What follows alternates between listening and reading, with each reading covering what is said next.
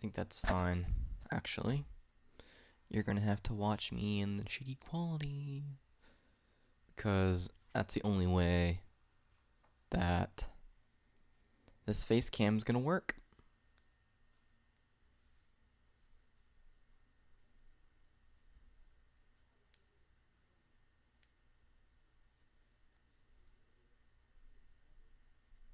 If you're watching on a phone, it should be fine.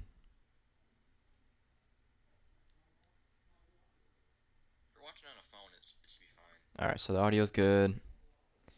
Okay.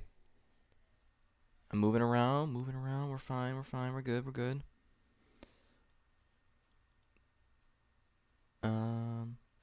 What's up, Julian? How you doing, man? We're gonna get this started, hopefully.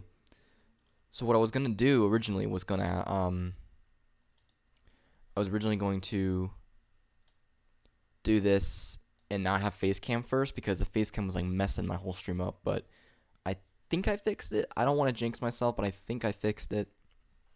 It looks pretty good, doesn't it? I think so. So you finished all A24 films? Yes, I did. Yes, I did, my friend. So we're gonna get this started, actually. All right.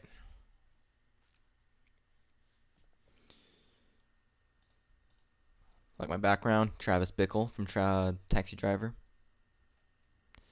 All right. So I'm gonna make sure the stream is going on good right now.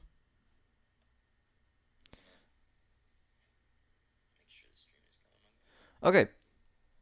So welcome to the A24 movie review marathon type thing. It's Kyle, and I haven't been on YouTube for a good month. I haven't posted something in about a month, and the last time I was on YouTube was a live stream, so you can see why I haven't been on YouTube as much, because I have been binge watching all of the A24 movies. And if you don't know what A24 is, A24 is a film company that produces movies that are almost always unique from each other. So they could either be an action one time, a drama the next. It just varies every single time, and that's what I love about A24, is that it's always something new. So I have a bunch of notes about all these movies. I did notes for every single one. I'm just gonna read my notes and maybe add a couple things afterwards, but nothing too extensive because there's 75 films I have to get through. So you can see why I wanted to do a live stream instead of like a video, because that would take way too much time. And at the end of the stream, I'll be going over some things that will happen to the channel, some updates, and things that you're going to want to know if you even like my channel. So I guess we should get started. I mean, there's two people watching, so might as well. All right. So I got to make sure you guys can see this. Oops, that was not good. Did not mean to do that. All right. We'll let you like right there. That's fine. So the first film is called A Glimpse Inside the Mind of Charles Swan III, and it's directed by Roman Coppola. So this was A24's first distributed film. Wasn't the greatest. It was not a great start to the company. It had some very interesting moments, but overall it didn't really feel like a film. It just kind of felt like a thing that you sat down and kind of watched. It wasn't anything amazing. So I wouldn't recommend this per se, but I mean, it's not like terrible or anything. The one with Bill Murray, yes, it was. Yeah, Bill Murray is in this. I heard it wasn't great. Yeah, it wasn't that great. So that was A Glimpse Inside the Mind of Charles Swan III. So next is Ginger and Rosa, directed by Sally Potter. So this film, interestingly enough, was so boring that I didn't finish it. I got I think 10 to 20 minutes in, and it just was not capturing my attention. It was just, I don't know, it just didn't like it real much, so I can't really give you my entire thoughts on that one. So next up is Spring Breakers. Look at that poster. Isn't that just tells you that's going to be a fun time. So Spring Breakers is directed by Harmony Korine, and this was an interesting film also.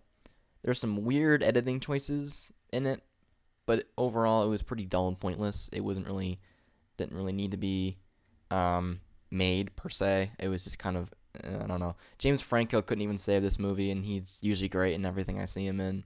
This film is just really not that good. And I like Harmony Korine as a director because I've seen Gummo and Kids, but like this, I don't know. This one didn't. This one didn't get my interest as the other ones did. So this is Bling Ring. I know you can barely see it because of the poster. It was really small, but next is the Bling Ring, and this is directed by Sofia Coppola. So either it's Roman's sister or mother. I'm not quite sure, or wife. You never know. But this was pretty entertaining, and it had some pretty good performances. The story, I watched this a long time ago. Did you see The Beach Bum? No, but I wanted to see that because it's Harmony Korine, and I'm usually kind of a little bit of a big fan of him, but I'll be seeing it probably. It looked pretty good though. But the Bling Ring, it's like a crime robbery type story, but it's like teenage, so it's like I don't know. It's hard to explain. It's a really simple plot though. Like it's kind of like a sit down, have a little fun with it movie. So nothing big about that one.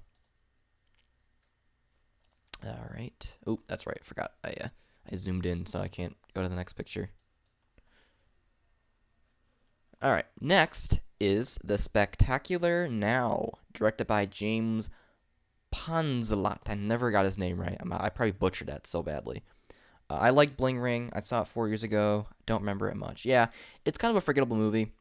I would admit it's not that like memorable or anything. But this is The Spectacular Now, and it's a great dramedy.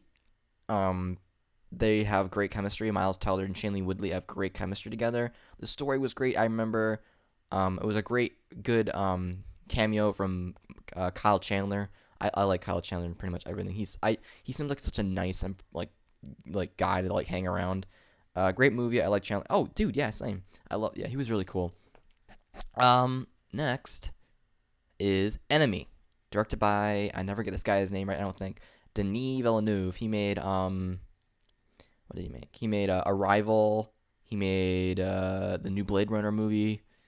Wait, yeah, he made Sicario as well. So yeah, that guy has really good filmography under his belt. But this is Enemy, and this was such a weird ass movie. But Jake Gyllenhaal gives a absolute stellar performance, like as usual, because like Jake Gyllenhaal is like one of my favorite actors. Like he is so good in everything. Dune remake. What's that? I don't know what that is. I've never seen Dune. So I think there's like eventually we get to a poster that isn't in order because like the pictures are all out of order for some reason. I don't know. I'll have to go and find it. But next is Under the Skin, directed by Jonathan Glazer.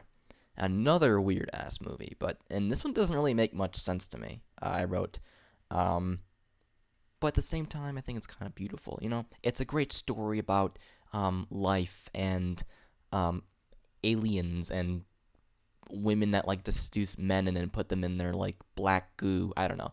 It's a weird experience, and I recommend you check it out, high or not. I mean, it could probably be good either way. Yes, same. And by the way, Dune remake is being made by Denis. Oh, okay. But Gyllenhaal is great. Prisoners is my favorite. Yeah, he is fantastic in Prisoners. But this is like it's hard to really like pinpoint what the story is because it's so out of nowhere. Under the Skin rides the Annihilation. Yeah, I could see that. Yeah, because I watched Annihilation. Yeah, that kind of seems like it a little bit.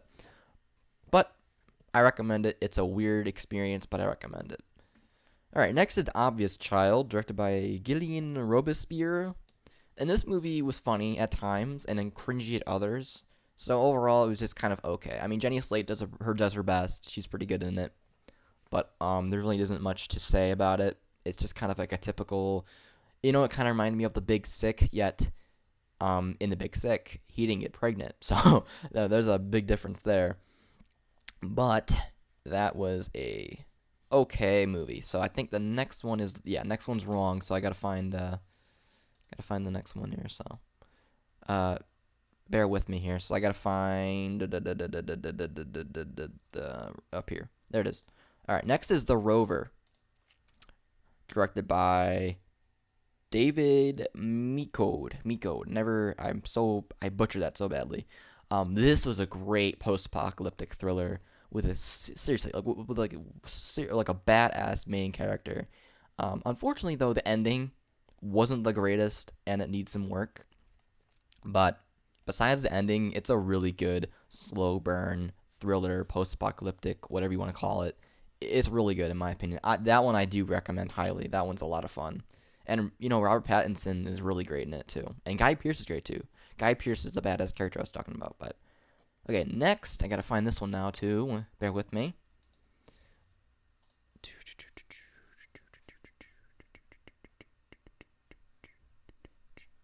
Where's that? There it is. Next is Life After Beth. With what's her name? Aubrey Plaza. I love her. This is directed by Jeff Baena, and this is really dumb and ridiculous, but it was pretty entertaining. This movie gets so stupid towards the end, but I just find it really funny in my opinion. Dane DeHaan is in it, and he's not the best actor, but he was fine in it.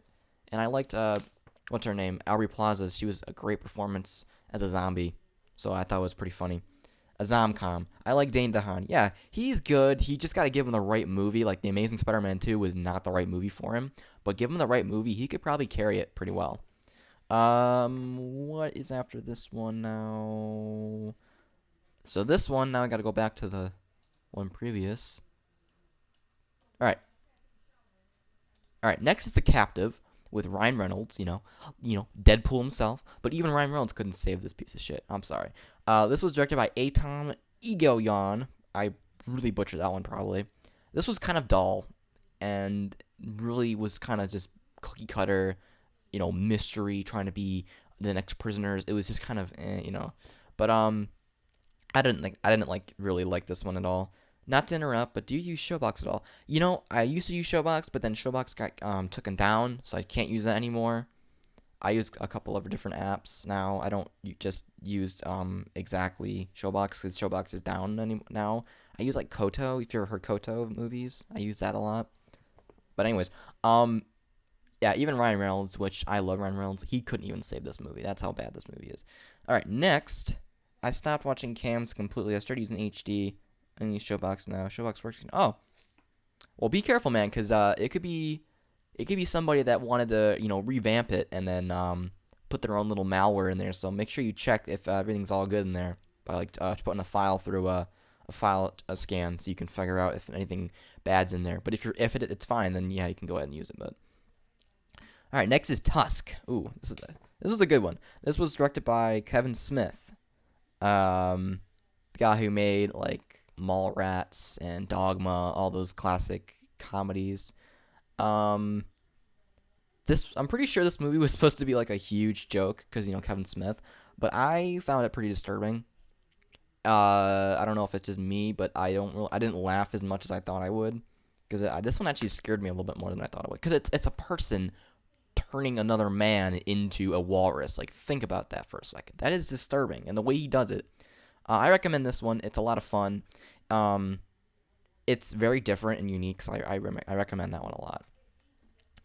Next, oh god, I hate this movie. Next is Revenge of the Green Dragons, directed by Andrew Lau and produced by my boy Martin Scorsese. I don't know how he was part of this, but this is absolutely terrible. I mean, like the acting, the writing, the cinematography, the editing, the action.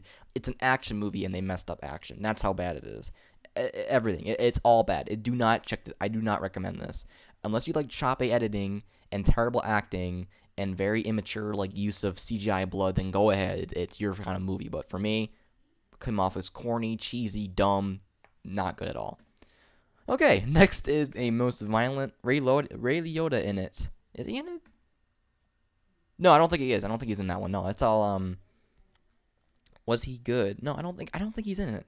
If he was, I can't remember. I'm sorry.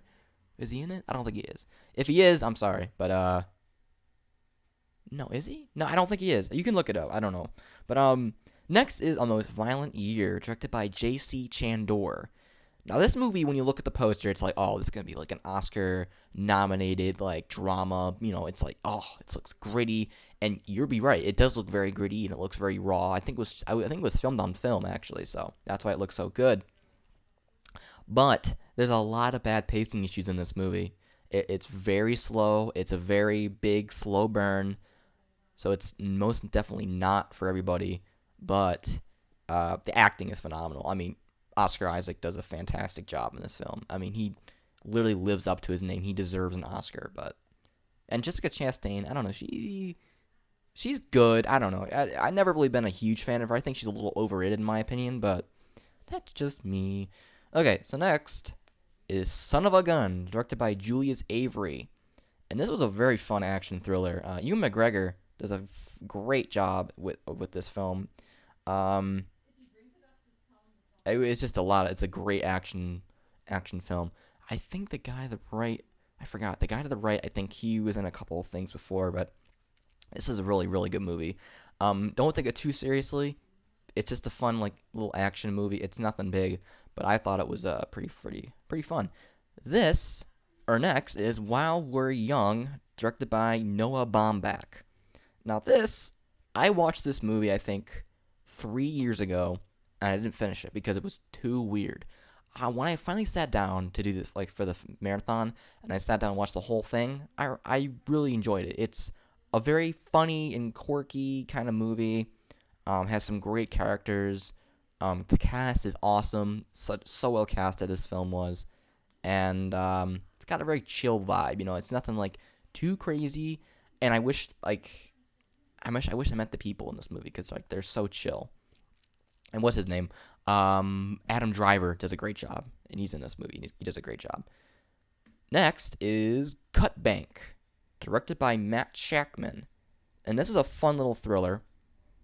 With a great cast, really stellar cast. I mean, look at Liam Hemsworth, Rita Palmer, Billy Bob Thornton, Bruce Dern, Michael Stolberg, which he's the villain, and he is a fantastic villain. I recommend check it out just for the villain.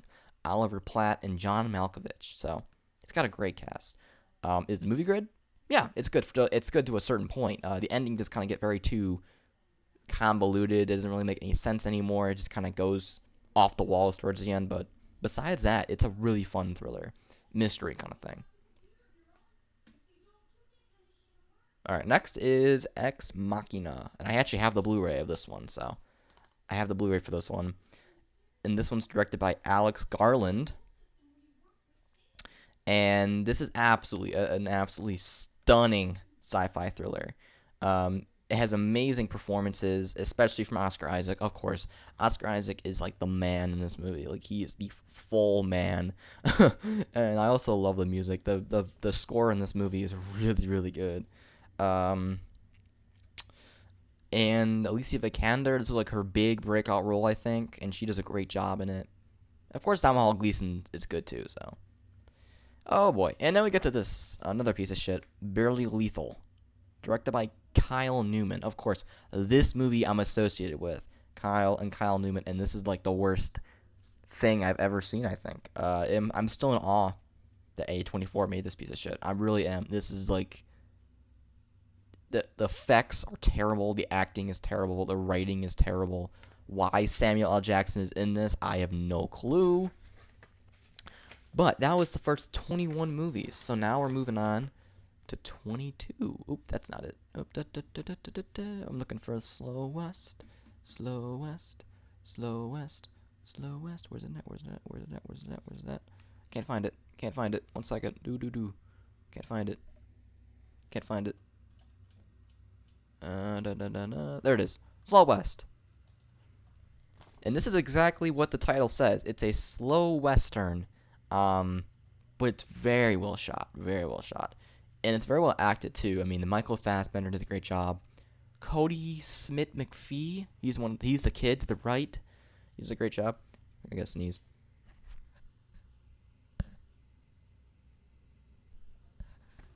Okay, I don't want to sneeze right in the mic, so. Karen, I don't know who that person is, but Ben Mendelsohn, he's been in a few things lately, actually. He's really good. But it's a very slow western, so I mean, obviously it's Yeah, everyone says A24 is the best, but if you look at some of their secret history of films, not all of them are great. Only about half. Yeah, exactly. That's what I'm saying. We'll get into that later, but there are some films in there that are not really amazing. They're just kind of hidden away. It was when they were trying to get their start into the film, spectrum. But this is a great movie. I like that one a lot. Next is That Is Not It. Oops, I'm looking for one. All right. Yeah, for some reason, these things were put in wrong. So what am I looking for? Amy. This is a great documentary about Amy Winehouse. I did it win best. I don't know if it won best documentary or not, but I think it did. I'm not sure if I did, but it's really good. And I don't really think I knew much about Amy Winehouse before I saw it, and I'm glad I saw it because she looks like a really cool person to hang around. It sucks that all like the drugs and the alcohol got to her and everything, but she had a really good voice too, and I think her voice inspired a lot of like the new popular voices in music now, like the women and everything. But that was a really great documentary, very informative.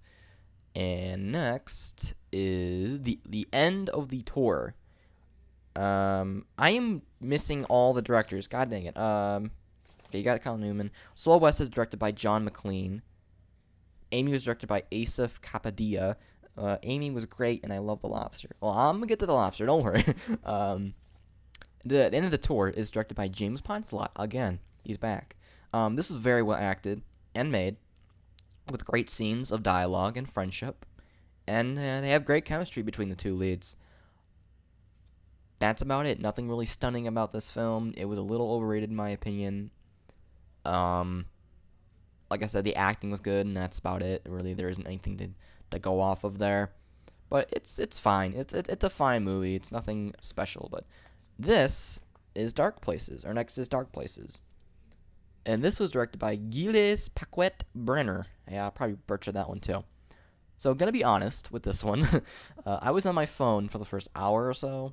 So I didn't actually know what was going on. So when the second hour rolled around, I just turned it off. Didn't catch my interest. Even the selling point from Gillian Flynn, the best-selling author of Gone Girl, which is one of my favorite movies, I still didn't want to see it. It did not catch my attention. Maybe it was Charlize Theron, because I normally like her. I don't know. I don't think she was casted correctly in this one, but it's fine.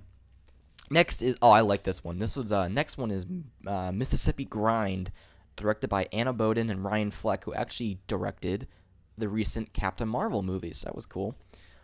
This was very entertaining throughout, with very solid performances from the main leads, and they also have great chemistry. Ryan Reynolds and Ben Mendelsohn have great chemistry together. And if you don't know who that guy on the left is, and I don't know how you haven't seen him, because he was in Captain Marvel, he was in like Ready Player One, he's been in all kinds of things, so I think you should know him by now, but if you don't, well, he was also in The Dark Knight Rises, I think. Yeah, he was, yeah, because I just watched that recently. But this is a great movie. It's a great movie about gambling. It's a great movie about friendship. The writing is fantastic. The ending is great. I love Mississippi Grind. It's a great movie. Next is Room, which I actually just got the book because I was interested in reading the book. And this was directed by Lenny Abrahamson. And this was a very depressing story about, but very well told, with really great acting from both of them, the kid and the mother. I'm right here. Brie Larson does a great job. Unfortunately, though, there's a lot of bad editing choices and some awful, awful cinematography moments. I don't know where they came from, but there's like some really just like shaky cam. It's like, okay, we get it, dude. I'm gonna get a headache if you keep doing this. And the editing there's a couple weird editing choices. The writing wasn't the best either. Honestly, I kind of found out that too. But it's a fine, uplifting little movie. It's nothing harmless or anything. Speaking of harmless, wait, next is Mojave, my bad, not The Witch. We'll get to that. We will get to that. There it is. Next is Mojave, which I actually pronounced Mojave at one point, because I'm stupid. But this is Mojave, with Oscar Isaac again. And this was directed by William Monahan. And this is a very decent thriller, with some good acting, and the music was actually not terrible, which I was surprised by. And also, but it wasn't terrible, but it wasn't great either. It was just kind of in the middle. It's worth seeing for Oscar Isaac, though. Just saying. So next, we gotta go back again. Is The Witch. And wow, talk about a weird freaking movie, man. This is directed by Robert Eggers, and it's definitely terrifying and disturbing. Also, it's standing acting for everyone. Even the kids were good, which I was surprised by. Eerie and unique music as well. This film is definitely not for everyone though. For me, I enjoyed it to an extent, but other people will love it like all day. They'll love it, love it, love it. And other people will be like, "This is just stupid. I'm bored. This is dumb." But I personally really thought it was great. But it's just me, maybe. Next is Remember. Now this is a great movie. This is also directed by Atom Egoyan. He directed the other one that I can't quite remember. He also directed The Captive, but this is a lot better than The Captive. This thriller, seriously, was really, really good, and an amazing performance by Christopher Plummer. And goddamn, that twist ending was so unexpected. I almost didn't want to tell you there was a twist ending because I didn't know there was a twist ending, and then I got to the twist ending and I was like, "Whoa!" Like it's crazy. I'm just saying the movie is called Remember for a reason, and I'm not. That's all I'm gonna say. It's such a good movie. It's the thing about the movie was it was a story that kept me going, not really like the writing or anything. It's just a really good story. All right, next, let me just move this over. Oh yes, here we go. Krisha. Oh my God. Talk about a hidden gem. Talk about a hidden gem. Krisha is such a unique experience. This is directed by Trey Edward Schultz. I just was left completely speechless at the end of this film. This is wonderfully acted, beautifully shot, and edited. I want to talk a little bit more about this one because this film is very personal, and I know it is, to Trey Edward Schultz, the director. He's actually in the movie himself.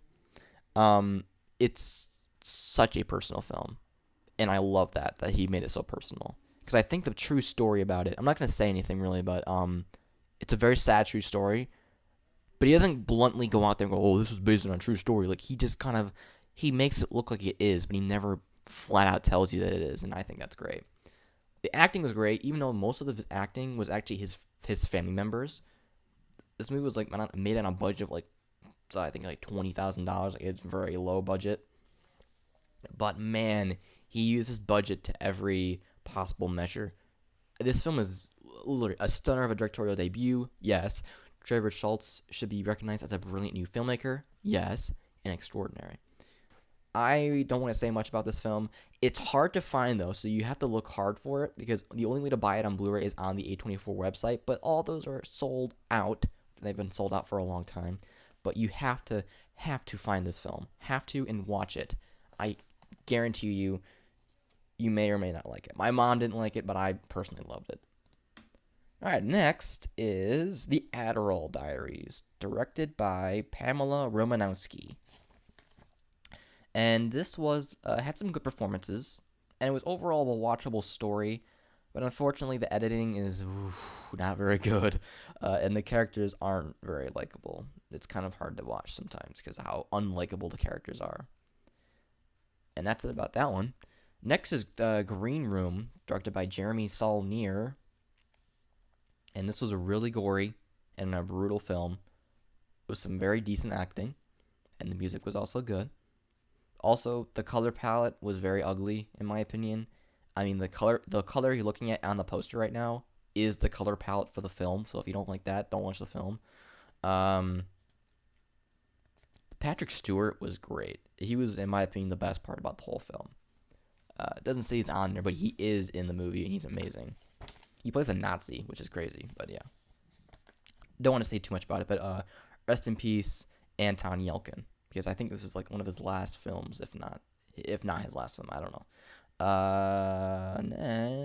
Next, gotta find that next. All right, gotta find it real quick. Ooh, next is The Lobster. Oh man, I love this film so much.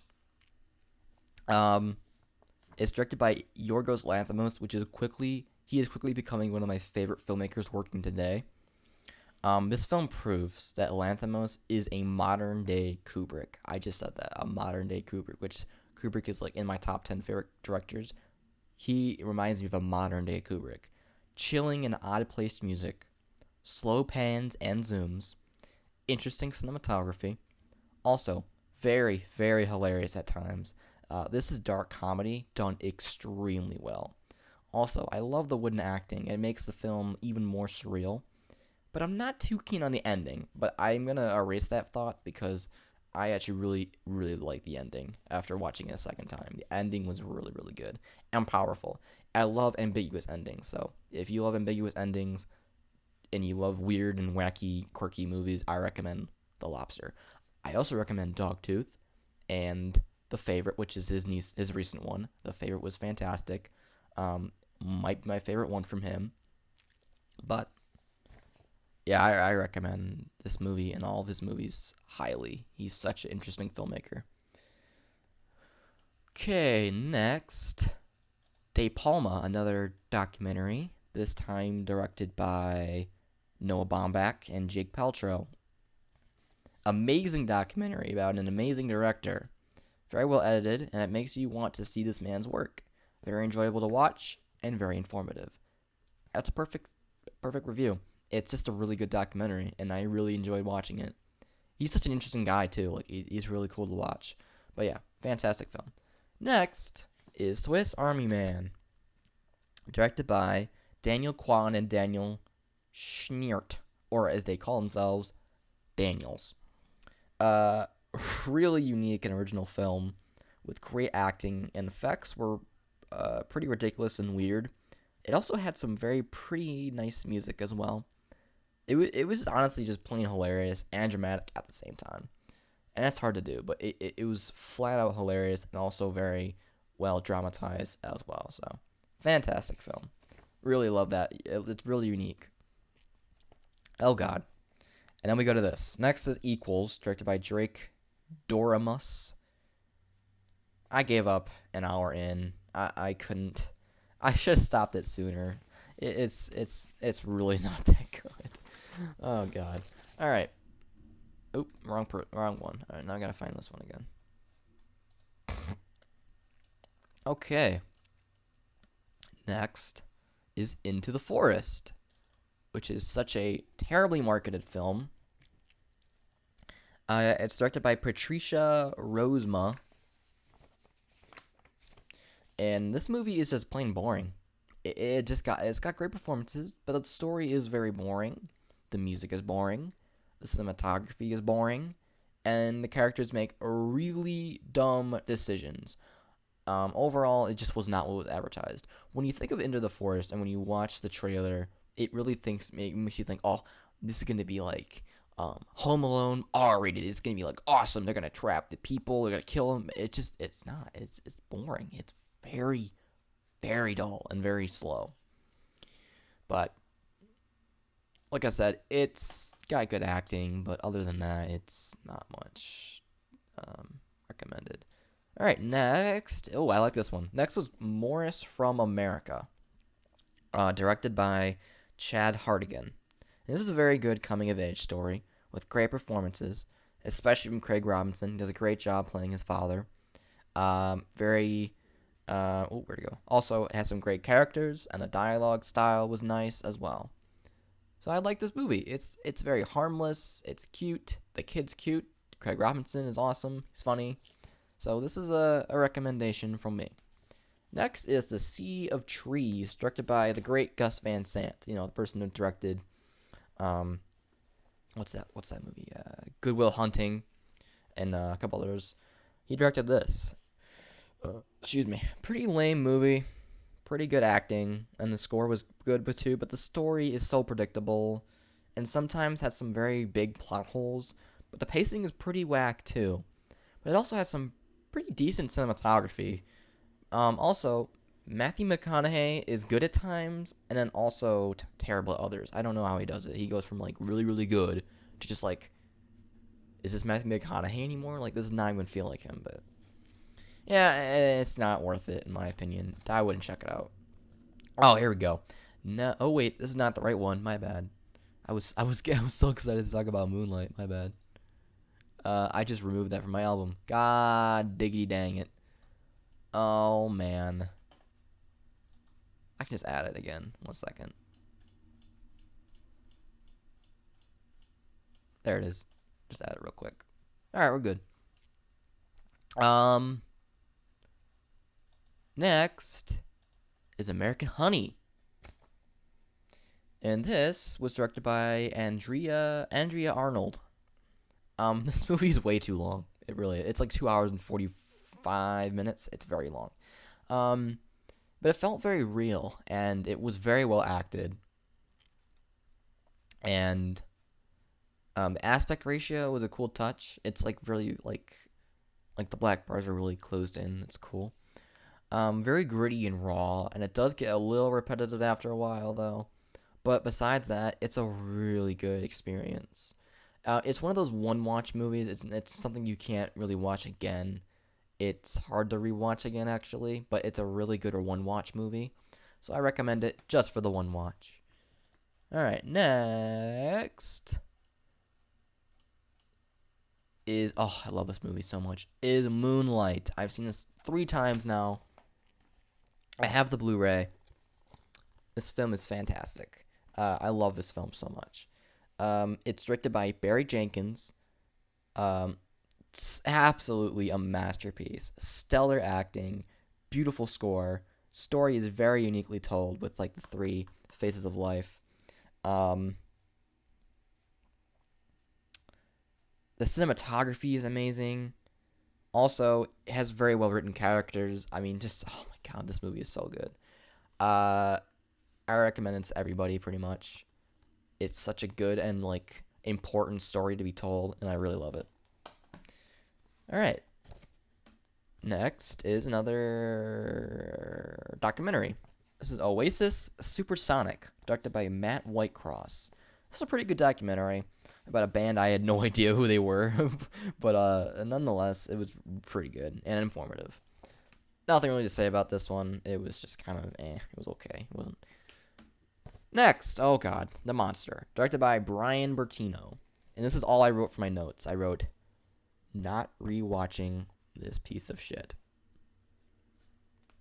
Alright, next is 20th Century Women, directed by Mike Mills. And this was a good coming-of-age film with some great music and acting. And the characters were great, but there was a lot of boring and slow parts, and the cinematography was pretty bland. It didn't move around at all really much. But overall, it was pretty good. It wasn't terrible, but next is Trespass Against Us. Another one with Michael Fassbender. This was directed by Adam Smith, and it had very good acting, some decent shots. But honestly, the film is just painfully average. It's very cookie cutter. It's very predictable. Like, you know what's gonna happen. But next is The Black Coat's Daughter, directed by Oz Perkins. This didn't work for me for some reason. I don't know. It's just overly loud and annoying music. Very poor acting, and the slow burn didn't help much either. There really isn't anything great to say about it. Cinematography was nice. That's about it. Nothing really much else to say about it. And next is Free Fire, and this is directed by Ben Wheatley. And this was great. I loved this movie. It was lots of fun. Had some great performances. And I can only describe this as a darkly comedic action thriller. So if that sounds interesting to you, I would recommend checking that one out. Now next is The Lovers, directed by Azazel Jacobs. Interesting love story, to say the least, with some decent performances, and the writing was a little shaky. I just liked the tone though, the mood of it, and also had some decent cinematography as well. The music was weird in this movie too. Like, if you watch it, it's weird choices for music. But next is The Exception, directed by David Laval. I can never pronounce that name. Pretty good period piece with some solid acting and cinematography. Music was nice too. Great story, even though I feel that the romance part didn't work for me as much. Just kind of came off as a little cringy. Also, the ending was pretty weak. They set up a sequel, and they're never gonna make a sequel probably. Next is It Comes at Night. Oh, I love this movie. Directed by my boy Trey Edward Schultz, the one who made Krisha. Another personal story. Amazing suspenseful tension building horror film.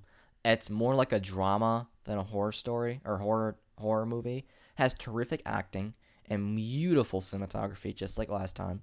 Also, I love what the director did with the aspect ratio, because that's what he did something with the aspect ratio in Krisha too, but I won't say anything. But this movie was heavily mismarketed, and I think that's the reason why so many people didn't like it, because we thought it was going to be like this big monster movie, it's going to be like so scary and creepy, and it's going to have like monsters and stuff. But it's no, it's not. It's a slow burn. It's a drama. It's a kind of like a thriller, post-apocalyptic movie, and in my opinion, it's great. Next is A Ghost Story, directed by David Lowery. Very beautiful and captivating film with gorgeous cinematography, solid acting, and hypnotizing music. It is a very patient film, and there's some boring and slow moments, but overall, it's quite the experience. And I couldn't put it better myself. Well, I did, but yeah, I recommend this one. It's hard to call it a film. It's more of an experience. It's very interesting. It's only like an hour and 20 minutes, so it's worth it. It's really interesting. Next is Menashe, directed by Joshua Z. Weinstein. Ooh, Jesus. Weinstein. And no, he's not related to Harvey Weinstein, so don't go crazy. This is a very sweet and touching story about a father trying to stay close with his son. Had some great cinematography, and the acting was superb. And there was something else. I also loved how this film showed us a culture that doesn't get talked about much about more often in film, which is true. You don't really get many Jewish or Amish films, really. They only get, you only get the other races. But I liked how cultures. I'm glad that they showed it in this kind of film. It's very touching, it's very heartwarming, and it's great. Good Time, directed by Joshua Safdie and Ben Safdie. So the Safdie brothers. Oh my god, such a good crime thriller with amazing acting, very claustrophobic cinematography, which is the point. Makes for a very intense thriller. Very unique, and the 80s style music was great, as well as very unconventional. This film is very unconventional. It's not your typical action thriller where you get from point A to point B. It's very unconventional. It does some very unconventional things. I mean, hell, the opening credits don't start till like almost 20 minutes into the film. That's how good this movie is. Oh, my back. What the hell? My back is messed up. Jesus, I don't know what the hell my back was doing right there. But I love that about it. That's my last words. Next is Woodshock, directed by Kate and Laura Mullevy. And this was really nothing to talk about. It's just kind of slow and boring and pretentious and doesn't make much sense. And I just didn't like it. The cinematography was pretty good though. I think it was filmed on 35mm, so it looked nice, Oh, yeah, here we go. Next is The Florida Project. Might be my favorite A24 film. It comes in close. But this is directed by Sean Baker. First-time actors are great. The ending always gives me goosebumps and sometimes makes me tear up a little bit. This film really just captures the essence of childhood. The presentation is beautiful with the cinematography, and I love the fact that they shot on 35mm film to make it more real and gritty. And it just adds to the tone and the theme of the film. And overall, it's just a damn near perfect film. And that's exactly how I feel. The Florida Project is amazing. Next is The Killing of a Sacred Deer by my boy, Yorgos Lanthimos.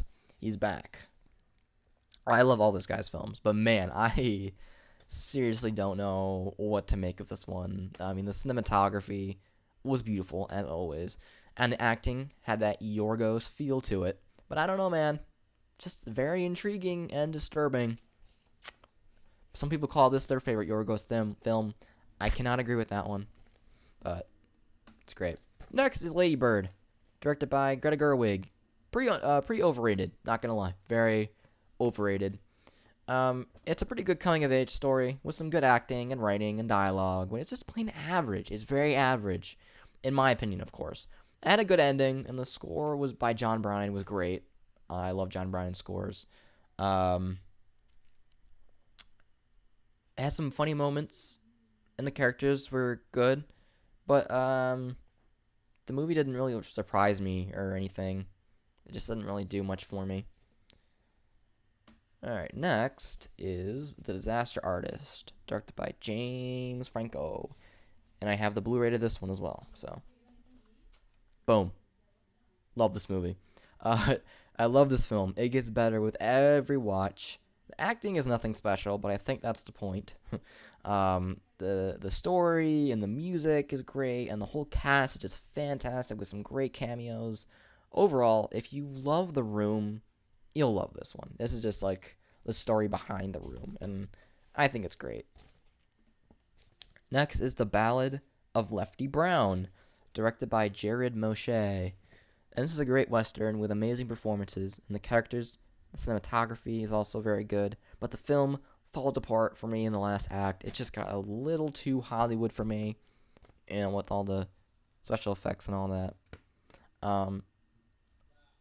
I love that it was filmed on 35mm to make it more gritty, but overall, very solid. It's a fun little western. Next is The Vanishing of Sydney Hall, directed by Sean Christensen. Hey, that's my last name. A very good mystery drama with outstanding performances from Logan Lerman and Elle Fanning. The cinematography was great as well, and I personally liked the second half a lot more than the first, but honestly, it was a very good watch. It was just a tad bit too long. They could have shortened it a little bit.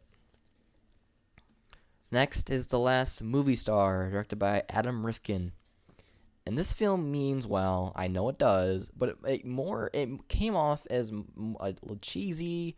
I don't know. It was pretty well acted though, and the characters were well written. But it felt like it was just a big tribute to Burt Reynolds rather than an actual film, which can be good, but they advertise it as a film, so it's got to be more like a film than a big tribute to him. It was fine though. It was just a weird choice for A24 to distribute this one. But rest in peace, Burt Reynolds, of course. One of the greatest movie stars of all time. Past, of course. So it's a good film. So. Oh, I love this one. Next is Lean on Pete, directed by Andrew Haig. This is an amazing drama with a powerful and believable breakout performance from Charlie Plummer. Great characters, very well shot with some great one-shots, great one-takes and long takes. Also, very dramatic and depressing, but it has a very good ending. So, it has a great cast as well. I mean, I recommend it just seeing for all the cast of characters. It reminds me of another film called Into the Wild, which is also very good, but it has like that same vibe a little bit, but it's really, really good. All right, next is Backstabbing for Beginners, directed by Per Fly. That's the name of the director, Per Fly. I don't even know. I turned this off 30 minutes in. It just wasn't capturing my attention, but the acting seemed good, and it seemed like it was competently made. It just wasn't for me, I guess. I don't know. It didn't really capture my entire attention or anything. Alright, we're on the last page of my notes, so we're almost done here. Number 65 is First Reformed, directed by Paul Schrader, who also so happened to write Taxi Driver. Very interesting character study with a hypnotizing performance from Ethan Hawke, and it's very well shot, even though the camera hardly moves at all. Just a little confusing towards the end, and the ending reminded me a lot of Taxi Driver, which is, funnily enough, written by Paul Schrader as well. Yeah, I wrote that at the end, but I didn't even change to the next thing. Yeah, there's First Reformed. Wow, what a great, I don't know, this is not really for everyone, I don't think, as well, but I really liked it. Next is How to Talk to Girls at Parties, directed by John Cameron Mitchell. And this was pretty bizarre and also original, with some great performances, and I guess the music was okay. I don't know, I didn't like the music that much. But other than that, I didn't get much enjoyment from it. It was really weird to me. I don't know. Maybe it's just me. Oh boy, here we go. The Holy Grail of A24. Next up is Hereditary, directed by Ari Aster. The first time I saw this, I thought it was just okay, and nothing special. But on second watch, this is a near goddamn perfect horror masterpiece. The acting, the cinematography, the music, the editing, even the ending is pretty much perfect. On the surface, it's a really good horror film, but on the inside, it's an outstanding family drama. Toni Collette kills it, and my god, I just love this film. I recommend this film highly. It's a great horror film. Next is A Woman Walks Ahead, directed by Susanna White. Solid performances, and the story was okay, but it was just kind of uninteresting to me, and it's not a very good rewatchable film.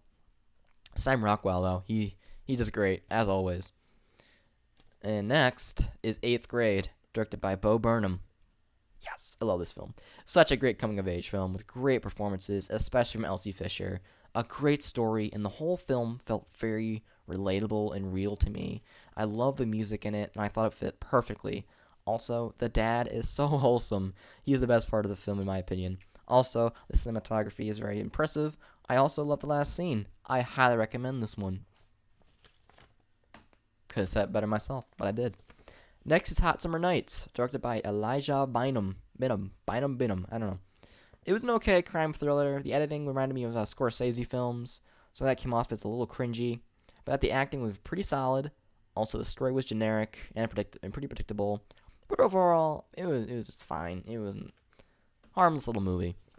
The next is Never Going Back, directed by Augustine Frizzle. I love that last name, Frizzle. Oh my God, why is that so funny to me? Pretty funny story about two friends. The two leads have really solid chemistry, and you really believe that they're friends.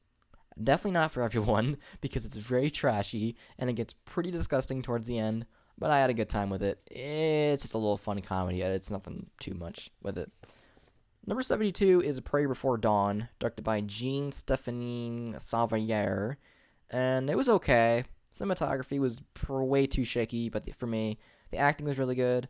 I really just couldn't get into it, honestly. It wasn't really my cup of tea. Next is Slice, directed by Austin Vesely. I don't know. What a stupid film. I mean, this one was just dumb. The score was good, and so was the acting, I guess. But honestly, it's kind of dumb fun. Nothing more, nothing less. It's just kind of you sit down, you watch it, you enjoy it, and then you go home. Second to last one, The Children Act, directed by Richard Eyre. Really great political drama with all-around solid performances, and the cinematography was great. I was really intrigued with the story, and that's what kept me wanting more. And overall, I recommend this one. Emma Thompson is great as well. And finally, the last A24 movie up until 2019 was mid-90s, directed by Jonah Hill, his directorial debut. Phenomenal film, very well shot and directed by Jonah Hill. Acting was overall very solid, and it got pretty disturbing at times, but also really heartwarming at others. It was overall a very enjoyable film. That's it. That's all 75 A24 movies reviewed. Whew, man. Man, oh man. Man, oh man, oh man. That was the most time-consuming thing I have ever done with movies related. I mean, this just was crazy, man. I mean, 75 films and I just spit everywhere. Oh my god. Oops. 75 films in a span of a few months. That's just crazy. Okay. I'm not done yet though. So first thing I'm going to do, I'm going to show you guys what I've been up to with while I've been doing this marathon. First thing I'm going to show you is a couple of Blu-rays, new Blu-rays that I picked up. These are just two of them. First, I got Bad Times, the El Royale. Really great film. Picked it up really cheaply at Family Video. And then the other one I picked up was my second favorite film of 2018, Spider-Man Into the Spider-Verse. Picked it up on Blu-ray as well. So that's for the movies. And I got a big announcement, actually, for not the big announcement, but the second big announcement. I recently invested. Well, I got it for my birthday, but I recently got a vinyl record player over yonder over there. I don't know if I could show you, but it's like a briefcase. It's a red briefcase, but yeah, I really like it. But I'm gonna show you guys the records that I have so far. I have like 6 or 7, so I'm not like a huge record collector yet, but I will be. All right. So the first record I have is Foreigner. Love Foreigner, great band, and it's got a lot of great songs on it. You can see all the songs listed. It's a really great brand. Oh shit, things are catching on to me. It's a really great band in my opinion. Next we got the Steve Miller Band. Book of Dreams. Good songs on there too.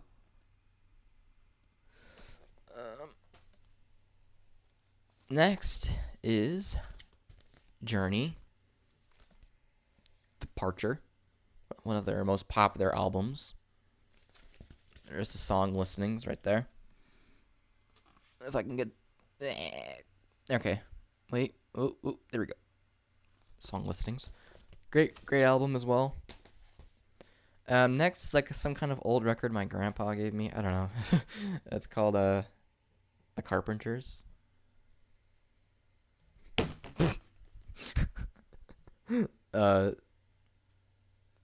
Yeah, they're fine. They're like from the 60s, I think. Then we got Kamikaze by Eminem. This is a great album. Lots of great songs, including Venom. I like Venom. Venom. Venom, venom, venom, venom, venom, venom, venom, venom, venom. Great song. Next is my all-time favorite band, ELO, or Electric Light Orchestra. One of the main reasons why I wanted to get a vinyl player was just to get these on record or on vinyl. Yeah, ELO. One of my favorite bands. Such a great band. I love them a lot. Or group, I should say. And then next I got the Doobie Brothers. The Doobie Brothers. Song listings right there. This is also a great album. I like Doobie Brothers a lot. They're classic, and I like them a lot. And then next we have Chicago. Chicago. That's not a song, but you know, it says Chicago on both sides. But I'm not a huge fan of Chicago, but I picked it up because it was like $2, and I want to get another record, so I just picked it up. And then we have Bob Seger, Stranger in Town. Got some great songs on there. I really like 70s music and like early 80s music. And then lastly, I have the Pulp Fiction complete soundtrack on vinyl. That is awesome. I love it so much. It's so cool. But I have the whole soundtrack on vinyl. That's crazy. Alright, so that's pretty much things I've been up to, is just collecting vinyls and other things. But I'm going to make this big announcement right now. This is the big announcement I mentioned in the title. So, I've officially decided to make this channel all about movies. I've just going to dedicate it all to film. It can be reviews. It could be unboxings. It can be movie Blu-ray updates. It could be talking about movie news. It can be everything movie related I will be doing on this channel. The reason why I chose to do this is because for some reason I just don't feel inspired to make the Fire Stick videos anymore. I just don't want to sit down and like tell you how to do this and do this. It helps you guys, but you don't really get much entertainment out of it. And I want to entertain you. So from now on, I won't be doing any more of the technology videos or electronic videos. If you need help with anything with your Fire Stick or anything, email me. I will leave my email in my about section on my channel. So make sure you check that. Because I will always be checking my email. Make sure you email me and let me know your questions. Or comment them down below and I'll answer them too. But I will not specifically be making videos based on the Fire Stick anymore. And I don't know if I'll be making many videos soon anyway, because of the fact that well, I'll have to get the surgery on my right foot this year, so gonna be the same kind of deal as last year. But if you're even here with me last year, but I think that's about it. Just gonna announce that this will be a movie channel now. I might even change my banner to get rid of the electronic part, but I'll still be doing live streams, still be doing movie related things, but don't expect to see any Fire Stick videos, how to watch movies for free videos, just like videos like that. But like I said, if you have any questions, if you have any concerns, any troubleshooting questions about your Fire Stick or anything like that, make sure to comment down below. And any of my new videos coming up, or any my email, I told you. You can DM me on Instagram. I don't have a Twitter. Well, I do have a Twitter, but I don't really use that much. But I think that's it. So, looks like 2 people watched me the entire time. Thank you for staying for the whole thing. I really appreciate that. This has been fun. So, expect me hopefully next week with a new video or something like that. But don't wait for me or anything. But I will hopefully be starting to make more videos again. I haven't used iMovie in freaking a month now, so I don't know if I'll even be able to know how to edit things anymore. But I'm sorry for taking such a long break. Won't happen again. Well, I mean it might, but I won't promise anything. But thank you for watching the stream. If you did enjoy, remember to leave a like and subscribe to see some more content like this. Don't forget to hit the bell notification so you get notified whenever I make a new video or I post an update about something, or if I start a live stream. Hit the notification bell to be notified when I do that. And don't forget to comment down below and let me know what you enjoyed. Comment down below if you've seen any of the A24 movies or anything else. Comment anything you want. But I am going to go now. Thank you for joining the stream. Only about an hour stream. Like I told you, wouldn't be too much. Wouldn't be too big. I think that's all for me. Thank you for watching. Have a great day, and peace out. Bye, guys.